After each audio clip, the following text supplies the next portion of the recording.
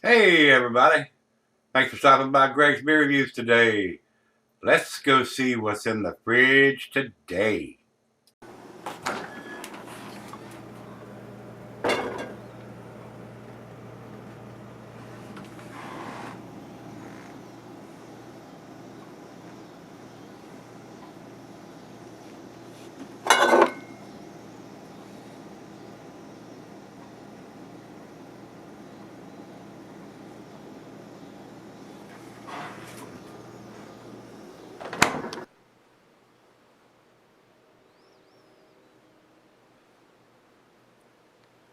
Hey guys, thanks for stopping by Gregsbeerreviews today. Thanks a bunch for stopping by. I do appreciate it. Today's beer should be a big tasty treat. We're going to do another one from Kane Brewing. The only fuss I got about what these guys are doing, they're not putting any kind of vintage or date on their bottles. And plus they're paying somebody to stand at the end of the bottling line and dip these silly son of a bitches in a thing of wax, which I'm not a fan of. So other than that, they're usually very, very tasty beers, guys. So let's get on with this. This comes to me by the way of my beer brother Rico, and he writes 12.9% blend of two different rye barrel aged barley wines and a rye barrel aged wheat wine that was racked into 600-liter Pinot de Charrettes cask, and that sounds like a wine cask. No date anywhere on the bottle, was just released a few weeks ago, so it is a 2019. It was around $15 per bottle at the brewery, which is a little pricey, but you got to realize it's a barrel aged, it's blended, it's got wax on it, so all of those things lead to being a pricey beer. So, with that being said, let's jump over to Untapped and see what they have to say. We don't have IBUs, but their commercial script says basically the same thing that Rico said. It says the first release, a 12.9 blend of two different rye barrel barley wines and a rye wheat, was racked in. He told me the same thing. And finished for 6 months. Pinot de Charrettes is a fortified wine made with unfermented pressed grapes or slightly fermented grape musts, to which cognac is then added and aged.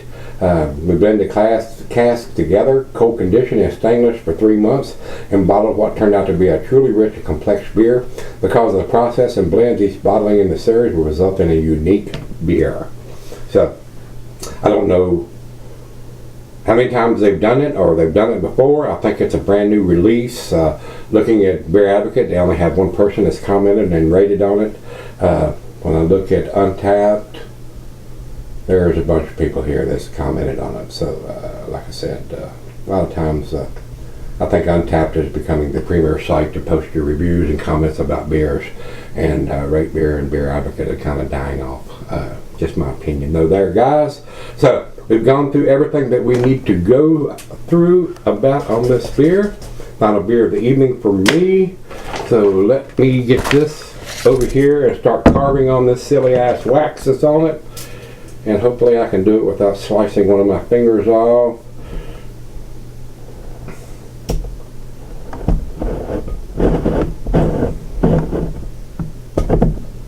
And we got the cap off, so let me carve a ring around the bottle and see if we can get the wax around the cap off, or we can get it open.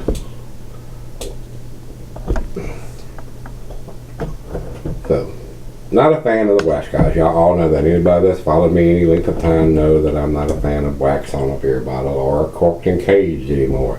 I don't think anybody's going to try to clone the beer, and if they was going to that extreme of printing up labels and the bottles and all that, dipping it in wax wouldn't make that much difference. You know, you can go back black candle wax and dip the bottle in there too. So I don't know what they think as far as something not being able to be cloned, but here's what it is, huh? So let's get it open. I find the beers coming from Kane Brewing, especially these fancy wax covered bottles, are usually pretty tasty. And like I said earlier, the only fuss I got about is they don't put the vintage on it anywhere. We don't know how old it is. I just have to take Rico's word for it. It is a 2019 edition. So if you start buying these beers, and this is the first one they've done, Get you a piece of tape and write on the back it's 2019 if you're going to sell it, and maybe do a vertical side by side or different years together so you know what years you are purchasing and you are reviewing or tasting. Not quite a finger of head on that pour. Very dark beer, guys. A little bit of red rubbiness through the thin part of the glass. It is very, very dark on the big bold part up here. So to the nose we go on this one. Very nice. Definitely getting some of the barrel aging notes from this. Might have a slight hint of some venomous wine from the barrels that they blended this from. Roasted malt, hints of caramel and toffee, and maybe some black molasses. A very nice, pleasant smelling beer.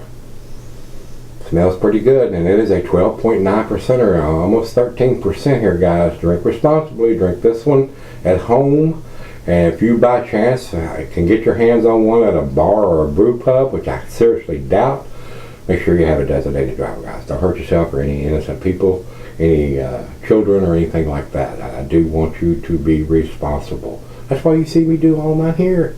I'm not driving anywhere. You couldn't pay me to drive somewhere after drinking a beer of this magnitude. Not gonna happen. So just be aware of that, and make sure you got a designated driver whether you're drinking this beer or any other beer of this magnitude. So don't want you looking at that flashlight at the long end of Johnny Armsball and getting those chrome handcuffs and in the back of a police car and taking that ride somewhere that you probably can't afford or don't want to afford. So let's see what we got here. Cheers, everybody. Cheers, Rico.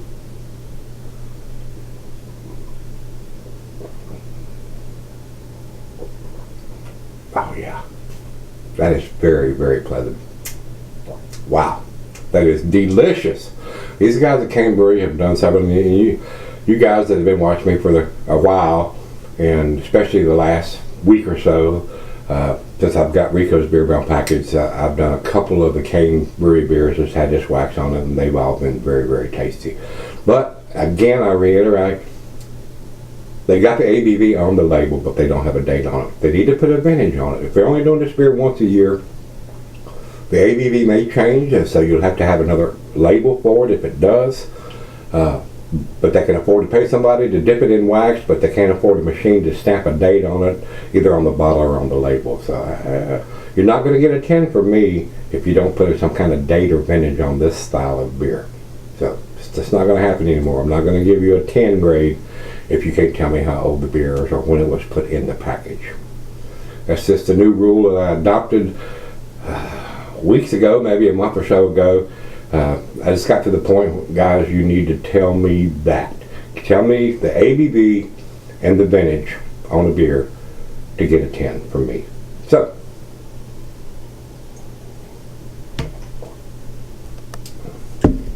tastes awesome, guys. That is a very, very delicious beer. Definitely worth picking up. It's a little pricey, but you're going to pay that for the barrel aging and the blending. And on top of that, somebody dipping it in wax. So let me sip on this bad boy, and we'll come back and do the final chug and grade on this. Very impressive beer right now. Alright guys, I'm back. I've been sipping on it for about an hour.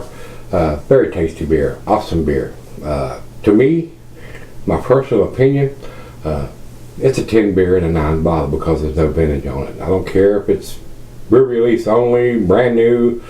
If they have the time to pay somebody to stand at the end of the bottling line and dip every single bottle that comes off, they can afford to put a date on it somewhere.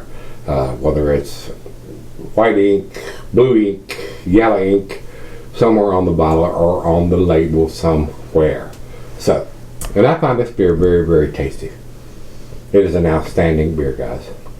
And just about any time you see something that's been dipped in wax, it usually is outstanding. Wonderful aroma.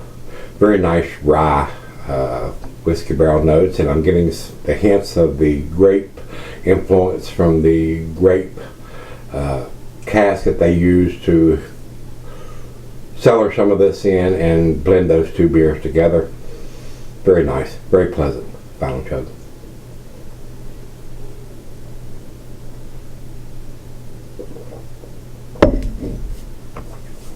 Wow. Very pleasant beer to drink. Guys, it is a 10 beer in a 9 bottle. If you say, oh my God, you shouldn't take away the grade for whatever it is, bullshit. Tell me what the vintage is. Put it on the label, stamp it on the bottle somewhere. So I know if I buy multiple years and I want to do a vertical side by side to know what I'm drinking, guys. And see how well it has cellared. I think this beer will probably sell it very, very well, being almost 13%. But they need to put it on there. Put it on the label somewhere, guys. Tell me it's a 2019 vintage. Stamp it on the bottle somewhere. If you can afford to put somebody in the bottle line dipping every one of these down in wax, you can afford a dating machine to put the vintage or date on it somewhere. 10 beer in a 9 bottle. 98 for me, guys. Over to Beer Advocate, they say, not available. Imagine that. They've only had one person, I think. Let me look here if this computer will work.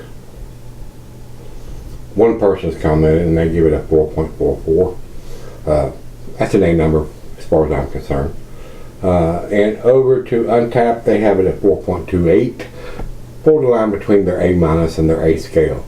I think it's an A beer, guys. I think it's a 10 beer. I think it's an A plus beer, but they don't date it. So that costs them a grade point. So 98 for me, guys. Almost a 10 beer. If they had put a date on it or vintage on it somewhere, I would have gave it to 10. So very, very tasty beer. So if you've had this one from Kane Brewing, they're stacking casks. Let me know what you think. This is a 2019 edition, according to what Rico is telling me. Maybe it's a new release from these guys, but they need to put some kind of vintage on it somewhere. Somewhere, please. On the label, on the bottle, somewhere. Alright, so if you've had the second cast, let me know what you think, guys. Till we meet again, let's go see what's in the fridge.